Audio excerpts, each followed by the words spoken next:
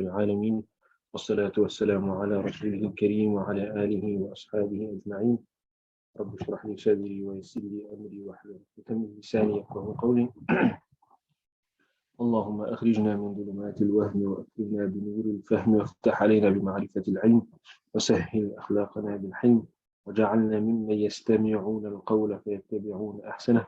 اللهم اجعل أعمالنا خالصة لوجهك ولا تجعل فيها حظا لغيرك. وصل اللهم على سيدنا ونبينا مولانا محمد وعلى آله وأصحابه أجمعين والحمد لله رب العالمين. السلام عليكم ورحمة الله وبركاته. وعليكم السلام ورحمة الله وبركاته. الحمد لله.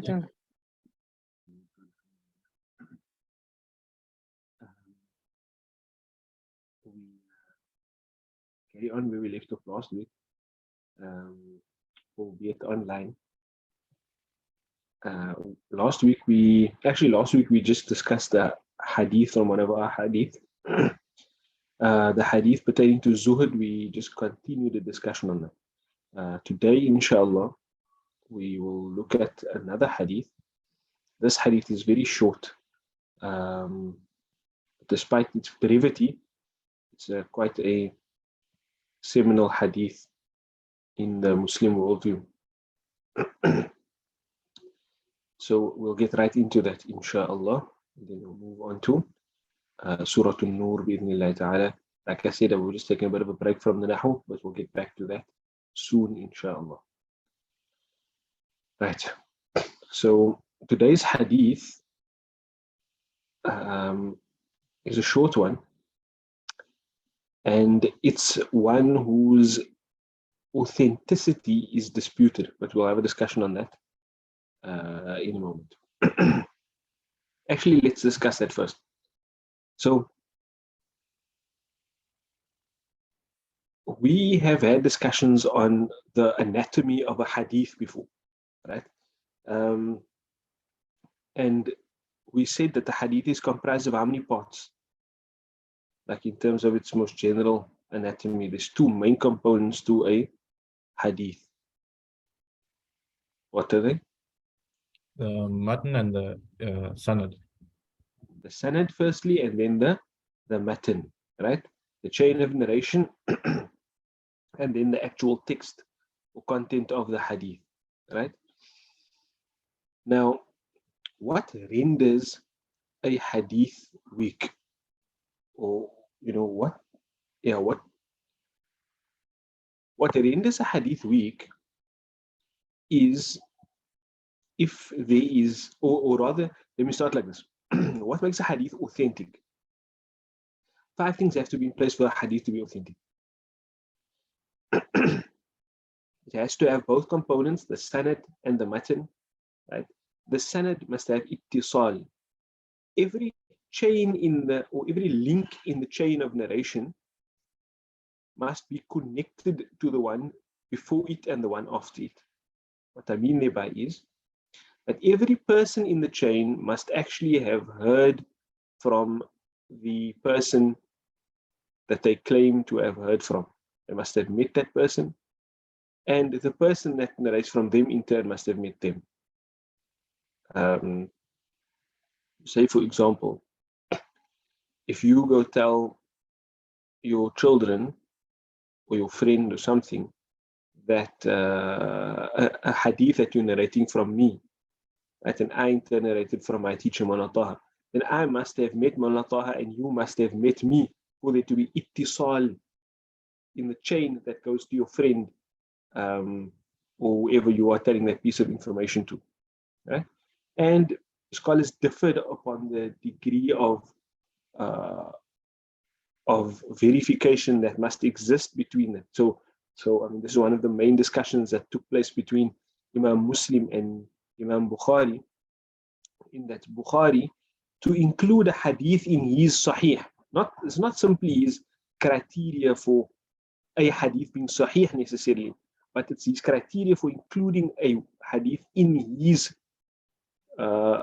compilation called the Sahih of Imam al-Bukhari. Right? And that is that there must be thubutul liqa. It must be ascertained that the two people met, that they actually met, right?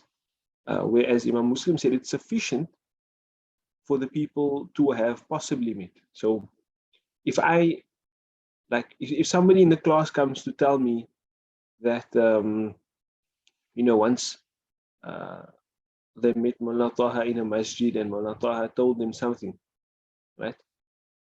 For me to accept what they are saying, the person obviously needs to be trustworthy who's telling me that. And it must have been possible for them to have met Mullah Taha.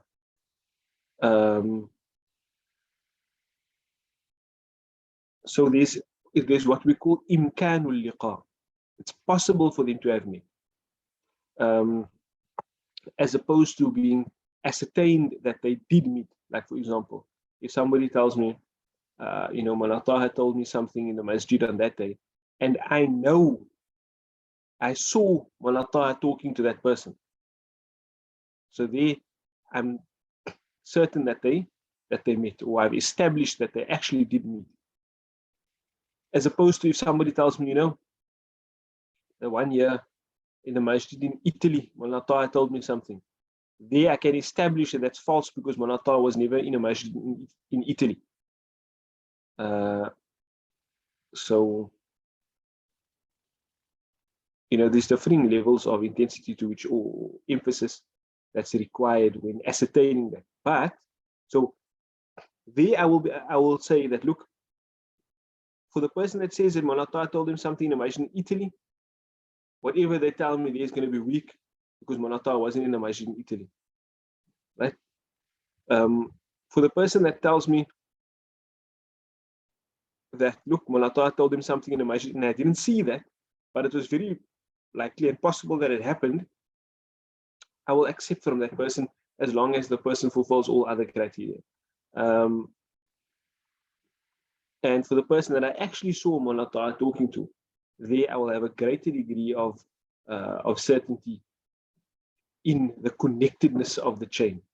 Right? So first thing is there must be a connected chain for a hadith to be sahih. Secondly,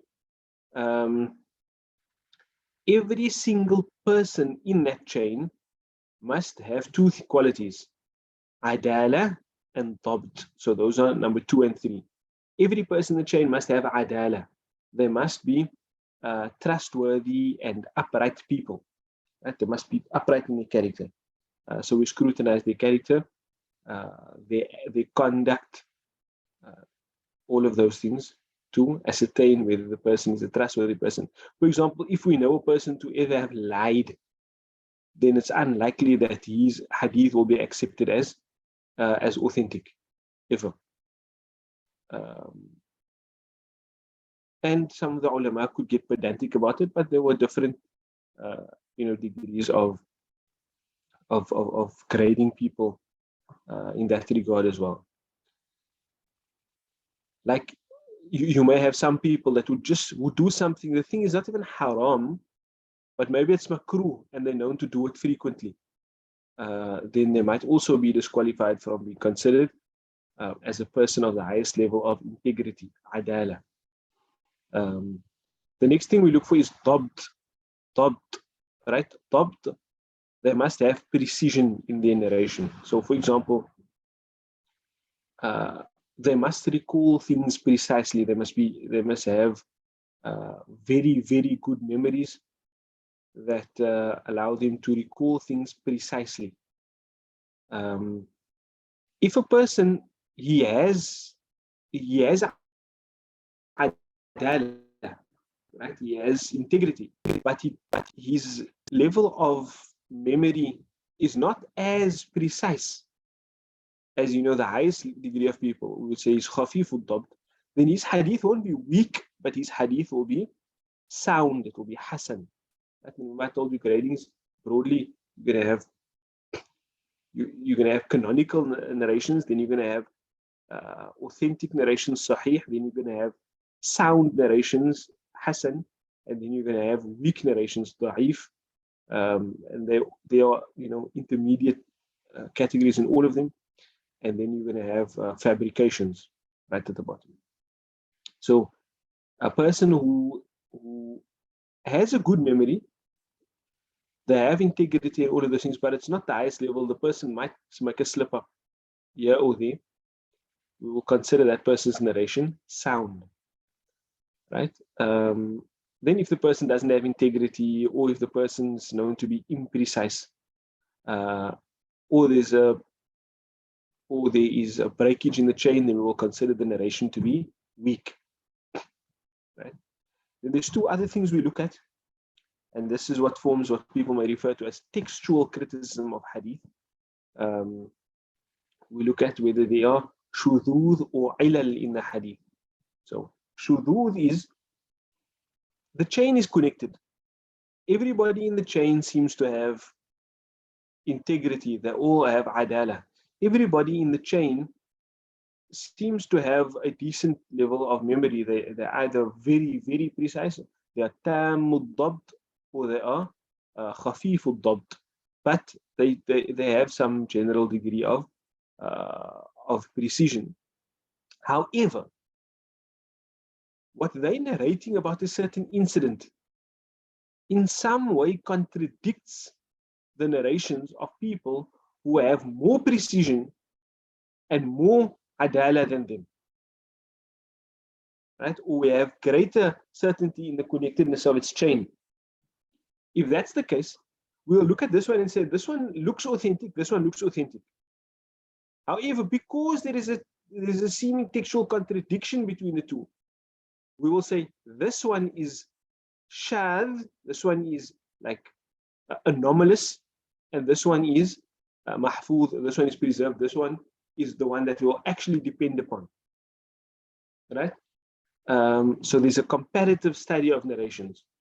However, we will still say that the defect in the shadh narration, in the anomalous narration, it must go back to somebody in the chain having made a mistake, right? So we arrive at the conclusion that there's an error via textual criticism, via comparing texts, but we conclude that this origin of that error must come from one of the people, right? The next thing the last thing that we consider is if there are ilal, hidden defects in the narration. Hidden defects in the narration, and the hidden defect can exist in the sanad, or the hidden defect can exist in the matan. An example of a hidden defect would be that, two people, we know they lived at the same period of time, they lived in the same town, or they were in the same town at the same time. But, like for example, there might be some, it might look like a chain is connected, but in actual fact, the person whose name we think it's referring to, there's maybe two people with the same name. One of them is precise in his narration, the other one's not precise in his narration, right? Two people with the same name, same father's name. And that's very possible. For example, if the guy's name is Muhammad ibn Ahmad, very easy to get something like that. And you'll find some, very, very common names like that. Hassan, Hussein, like Ali, very, very common names. Abu Bakr, all of those things. You might find people with the same name. They have the same name, their father has the same name. Maybe they're even from the same town. And one is known for narrating hadith, and the other one's not so known. It's not so well known for narrating hadith. You have a chain in front of you, and you think it's from the one that is known for narrating hadith. But somebody who has a lot of mumarasa, somebody who has expertise in the field of hadith, they will know, no, this is not that same person. Rather, it's another person by the same name in that village. And that person is more imprecise in his narration. So because of a hidden defect in the narration becomes weak. Right? And that's generally like the most expert scholars in hadith are able to identify that. Or maybe they'll say, whenever the muhaddithin mention this person, let's say Muhammad ibn Ahmad, they will refer to him by another nickname or something. And that nickname is not mentioned here, so they identify that it's a different person that lived in the same place at the same time. I'll just give you an example. Now, if there's a flaw at any one of those positions in the analysis of the authenticity of a narration, then a narration can fall to either being sound, like I said, if it's just about precision, or the narration can become weak, right? And there's various reasons for narration being weak. Amongst those reasons, like I mentioned, is that there might be a person who he doesn't have the greatest degree of integrity, or he doesn't have the greatest degree of precision, or there may be a person missing in the chain, or the manner in which the person narrated the chain leaves some room for doubt. Like they didn't say, this person told me. They just said, I'm narrating from this person. Like I don't say, if I say, for example, Maulana Taha told me, or Maulana Taha said to me, XYZ, then I am asserting that I actually heard it from him. But if I just say, from Maulana Taha, I got that ABCD, then it could be that I formed that understanding from one of my colleagues who told me what Maulana Taha said. Right? So there's a possibility of a link in the chain being missing. So depending on what the defect is in the hadith, it will make it, or it will cause a weakness in the hadith, but the weaknesses are of different levels, right? You get some hadith that have like weakness, but light weaknesses. And then you get a hadith that are shadidul da'f, that have heavy defects or intensely weak. Now a hadith that is intensely weak, like maybe there's a liar in the narration, somebody who we have known to have lied, then you cannot use such a narration. You cannot even repair such a narration. You cannot even support such a narration. But if you have a narration that has a light weakness, like maybe there's something missing in the chain, but we have other narrations where that person is not missing, for example, or we have other narrations where somebody is missing but at a different point in the narration, and we have a whole lot of chains that they can corroborate each other, then we might overlook that defect. Like for example, if I have people, like somebody, if I give you an example, I have a class of students, right? One student in the class, he comes to me to say that, the principal came in and he said we can all take off from madrasa on Friday. But I know this boy, he's an honest boy maybe, but I don't have any issues with his integrity, but I know he likes to stay at home. So I might be doubtful about what he's saying on account of that. Or he's somebody who he mixes up messages sometimes. So he's not very precise in his narration. But then I have 5 guys in the class who all sometimes mix up narration. They're all telling me the exact same thing. Then I'll say by aggregating those chains of narration, those various reports, all from people who sometimes mix things up, they can't all be mixing things up in exactly the same way. Right? So then we will overlook that defect in the narrator. Now the hadith. Maulana, sorry. Maulana, what did you say the fourth factor was? I didn't catch that. The fourth factor in terms of what makes a hadith authentic. Yes. We had the sanad must be connected, there must be adala, there must be dabt, and there might be a hidden defect. But the fourth one was what? The fourth one, there must be no shudud, adam shudud. Shudud means anomalies in the narration. Like if I compare different accounts of the same incident, right, or the same topic, they must not be contradicting each other. Okay, cool. Shukran, thanks. That's anomalies in the narration. Right, now, why I went through that whole thing over there was because this hadith that we have in front of us is such a hadith. It's a hadith that it has a variety of chains. It has a variety of chains of narration. And all of those chains may have a slight defect in them. But because we have so many chains of the narration, or so many chains for this hadith, we establish the hadith as practicable. The hadith is acceptable, right? Like either sound or it may be raised to authentic on account of supportive evidences, right? And that's why the scholars have used this narration as a seminal narration of our understanding of the Sharia.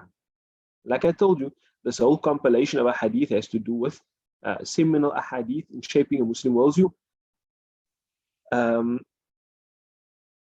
In terms of fiqh, there are 5 agreed upon maxims that flow throughout fiqh, and this is one of them.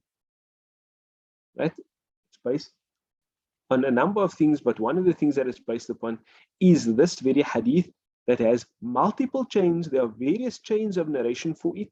Those chains might have slight defects, but they all support each other to do away with that defect. Right? Like you can see here, where the narrators are mentioned, you have here saying, Rawahu ibn Majah, wa Daraqutni, wa Malikun. So those are all different compilers of hadith books. Those are all compilers of different hadith books. So they all have different chains for this narration that support each other. So I'm telling you that so you understand that even though each of those chains may have a slight defect, the hadith can still be accepted or considered maqbool, accepted. We can understand it, implement it, use it in fiqh. And in fact, all of the scholars use this hadith in fiqh. Right? They won't necessarily use it for aqidah purposes, but for fiqh purposes, definitely. And even if you have a hadith that has a slight weakness in it, and it's not supported, it doesn't mean you just throw that thing away.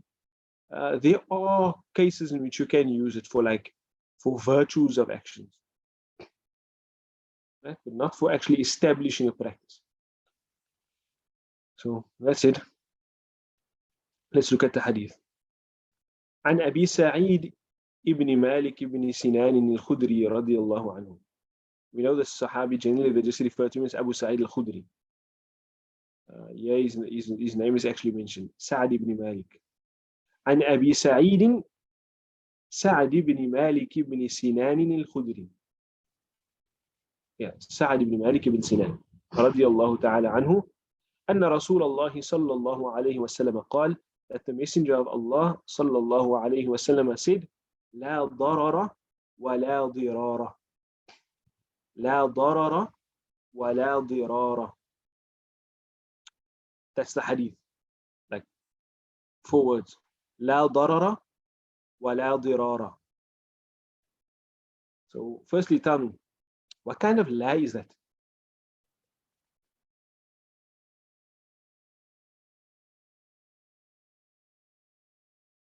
Anybody? لا نافية. لا نافية للجنس. That's the one. Right? Not just the normal, not for normal nafi. It's لا نافية للجنس. And how do you identify that?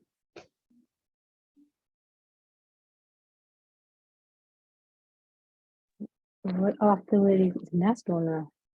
The word after it is in nasb, right? And it's also doesn't have a al, right? So لا ضرر, like لا ريبة.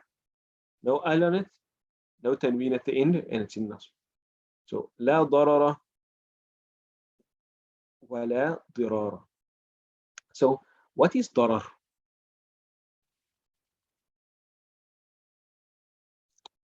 ضرر means to inflict harm. And dirar, from what bab does dirar come?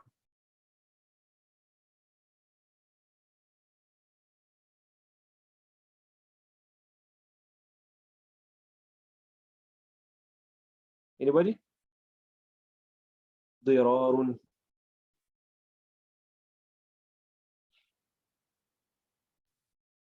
Third bab? Yes, So it's mutuality. the third bab, right? The third bab. So there's a connotation of mutuality. So la darara wa la dirara. And what it translates to is la darar, no harm, no dirar, no mutual harm. No harm, no mutual harm. So there's no, and some scholars will understand it as no harming yourself and no harming others.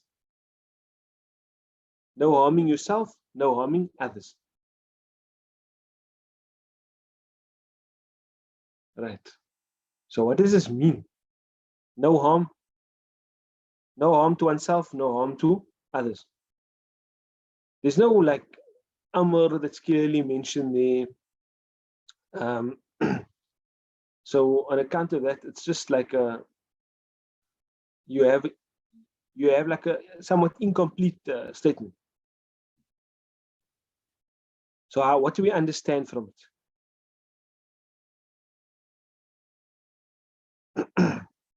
We understand from it on a very basic level that the Sharia prohibits you from harming yourself or harming others. From one side, inflicting harm on another person, and for people mutually inflicting harm upon each other.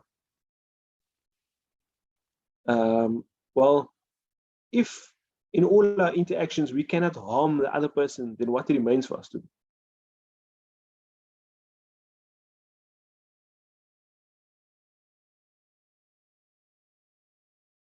What remains after harm is removed?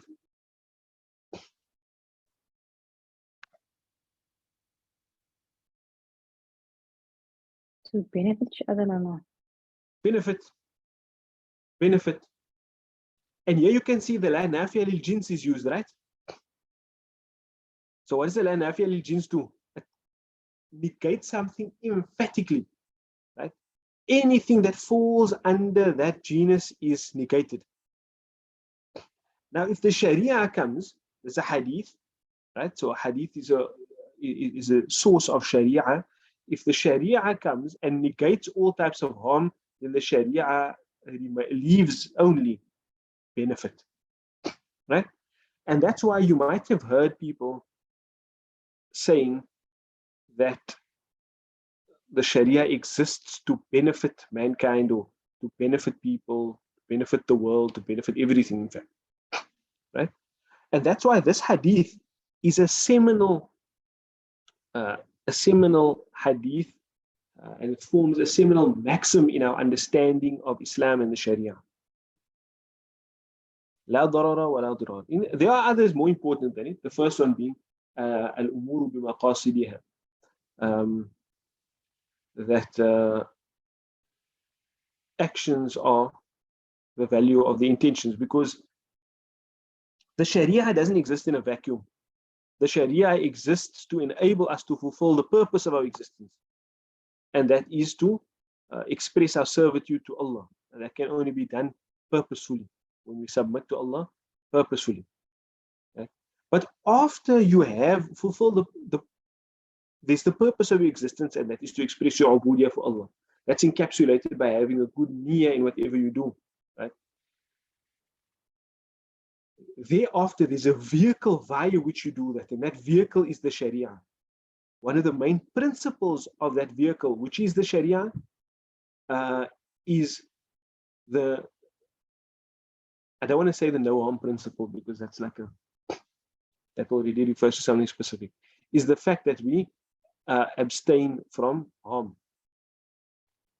That we abstain from harm. Now, this is where the idea of the maqasid come from. The maqasid of the Sharia comes from. The maqasid of the Sharia is what? What's the maqasid of the Sharia? Anybody know?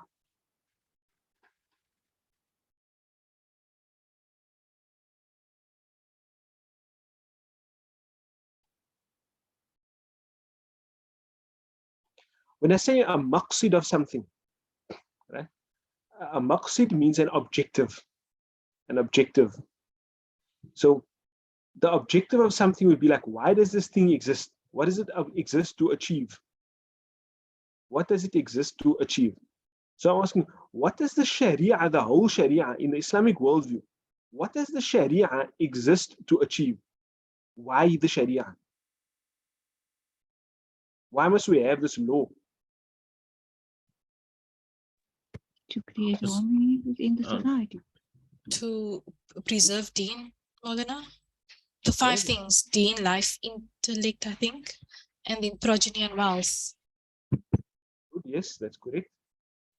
Any other answers? I think the Sharia is there to enhance correctness and to prevent wrong taking place. Okay, good. Any other answers? Ultimately, the aim is to attain the closest to Allah. Okay. Right. And So- to guide people in the right direction. To guide people in the right direction. That's good, yes. All of those answers are correct, right? But how the scholars have categorized it is as such, right? There is a maqsid to why we exist, right? The maqsid to why we exist, why Allah created us rather than not creating us, is to worship Allah. Right? As Allah says in the Quran, وَمَا خَلَقْتُ الْجِنَّ وَالْإِنسَ إِلَّا لِيَعْبُدُونَ. I did not create mankind nor jinkind except that they worship me. Right? So the reason for our existence is to express our ubudiyyah to Allah. But to enable the fulfillment of that maqsid of why we exist, Allah gave us a sharia, Islamic law. The Islamic law exists to enable us to fulfill that objective of expressing our ubudiyyah to Allah. Right? So Allah gave us a sharia. So what is the objective of the sharia? The objective of the sharia, in the words of the scholars, is jalbul maslahati wa dar'ul mafsada. Or sometimes they refer to it as al-maslahatu ibqa'an wa tahsilan. Al-maslahatu ibqa'an wa tahsilan. The entire sharia, the sharia exists to do what? To attain benefit. To attain benefit. Right? So I should rather say to attain benefit, that's al-maslahatu tahsilan, to attain, to acquire benefit, wa ibqa'an, and to preserve benefit. So to preserve what good is and to attain more good. Right? Others say it is jalbul maslaha, acquiring maslaha, and dar'ul mafsada, repelling harm. Right? Because harm seeks to do away with the benefit that, or the good that already exists. So a repulsion of harm is essentially a preservation of benefit. Right? So two things. The purpose of our existence is to express our ubudiyyah to Allah. To enable that, we have the Sharia. The Sharia's objectives is to attain benefit and to repel harm. How so? So that we can express our ubudiyyah to Allah in the best way. Now, what do we mean when we say attain benefit and repel harm? What do we mean when we say that? What we mean thereby is, as the scholars have identified, there are 5 main categories of benefits that the Sharia seeks to preserve and enhance. Those are the preservation, firstly, of Deen, right? Of Deen, the preservation of life, the preservation of intellect, the preservation of progeny, and the preservation of wealth. Right? Now, those are broad categories. Many things fall under them. For example, in the preservation of Deen, there is the fact that Iman is preserved. Your actual belief is preserved. And that's like the highest of the maqasid of the Sharia. Then lower than that, you would have the preservation of ritual acts of worship, for example, manifestations of that belief. In terms of preservation of life, there is the actual existence of a human species that would fall under there as a main thing. Then beneath that, you will have the life of every individual person. And lower in that same category, you would have, for example, the preservation of a person's limbs. So, you know, they all have specifics that come underneath them, right? And they are ordered. There is according to the scholars, there is a ordered list of priorities that the Sharia seeks to preserve, such that if at any point in time there is a contradiction, you cannot, maybe, for example, preserve all of those benefits, all of those utilities. Then the one that is higher up in the order of priority will be preserved over that which is lower in the list of priorities. Now, that whole worldview, and again, I think something that's very important to mention here, we don't just think that up with our minds. It's not our minds that define what is good or bad, what it is that must be preserved in all of those categories.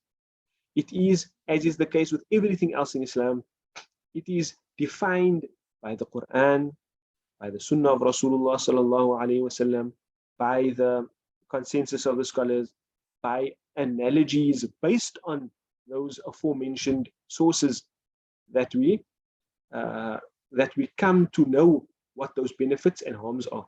So it's not as if a society can just define what it deems to be beneficial and harmful, and then the Sharia must preserve that. No. Like for example, we have in our times people deciding that it is a benefit, it is a utility that children must be allowed to change their gender, and that is better for their lives, right? For the quality of life. Some people have that opinion. Now, do we adopt that opinion? No, we don't. Why? Because we don't just define what's good or bad ourselves. We turn to the Quran and the Sunnah. And for example, in that regard, the Quran already says that the Quran outlaws changing the creation of Allah, right? Changing the creation of Allah. So that would be outlawed. For example, I'm just giving a very simplistic overview of the situation. But the point that I was making there is that we have this hierarchy of values. We have the objective of our existence. Then we have the Sharia that is in place so that we can achieve that objective. The Sharia also has objectives, and that is the preservation and the attainment of benefit. That benefit comes in a hierarchy of values. That hierarchy of values is not defined by our own whims and fancies or by our own intellects. It is defined by the sources of Islamic law, and we adhere to that. Now, how that entire discussion pertains to this hadith that we have in front of us is that this hadith is a cornerstone for that entire worldview of attaining benefit, right? That the Sharia leaves no scope for inflicting harm upon oneself or inflicting harm upon others, or one side harming another side, or two parties harming each other, right? And that basically negates all harm, and the only thing that remains in the Shari'i worldview, in the Islamic worldview, is benefit. Is that understood? Any questions?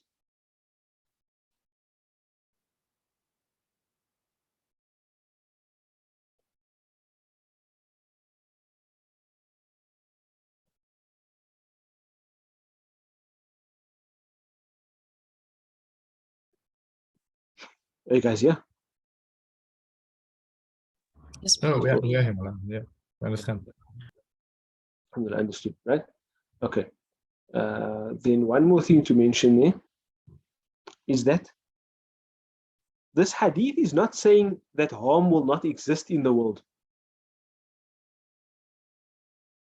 the hadith is not saying that harm will not exist in the world. Right? And why I say that? Because you might think that from the hadith, because it says no harm whatsoever and no mutual harm whatsoever. So that means no harm whatsoever should exist. Like I said, the hadith is not, the words of the hadith are not formed into complete sentences. So it leaves some room for interpretation. Right? And in that scope of interpretation, you may get a wrong understanding that the hadith says that harm doesn't exist. No, harm does certainly exist. However, our pursuit is always to minimize or eradicate harm. Right? And so there are times that by necessity, by situations that come upon us, harm exists. For example, there's floods taking place in Pakistan. It's devastating. People are being harmed. Right? But what our response to that is, that's outside of our control. It's outside of our control. But what is within our control is to minimize and or eradicate harm. So our response to that should be, our human response to that should be to try to strive to minimize or eradicate the harm. Right? And that's very, very important. That's extremely important. It applies to every aspect of our lives, every aspect of our interaction with people. You know, what we're talking about now could be just a whole lot of highfalutin principles, but actually these things should find manifestation in all of our actions. So when somebody comes and they knock on my door, first principle, no harm. What does it mean, no harm, in that situation? It means that, you know, I'm not asking about whether I'm going to give the person anything, whether I'm going to turn them away from the door. At least I mustn't harm them. So I don't go to them with an ugly face, hey, get out of my doorway. No, la darara wa la dirar. We don't harm people. Right? I might say to the person, look, I don't have anything now, I'm sorry. Or look, I don't want to give to perpetuate this, but la darara wa la dirar. Right? Our baseline is no harm. Again, I must also say that this hadith doesn't mean we are pacifists. Oh, somebody's trying to kill me. La darara wa la dirar. So no, it's mashru' in that case, according to the hierarchy of values. According to the hierarchy of values that you can defend yourself. The hadith of Rasulullah sallallahu alayhi wasallam proves that. Right? Man qutila duna malihi fahuwa shaheed. The person that is killed trying to protect his wealth, that person is a shaheed. Right? So, you know, everything in its place.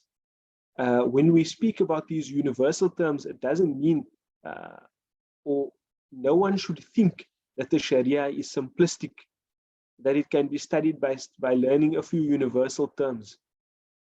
Right? No, there are lots of specifics into how that is fleshed out. And that's what the scholars spend their lives doing.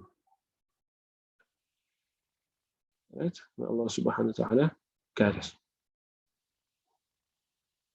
Well, that hadith took a lot longer than I expected. But if there's no further questions, then we'll go to Surah An-Nur.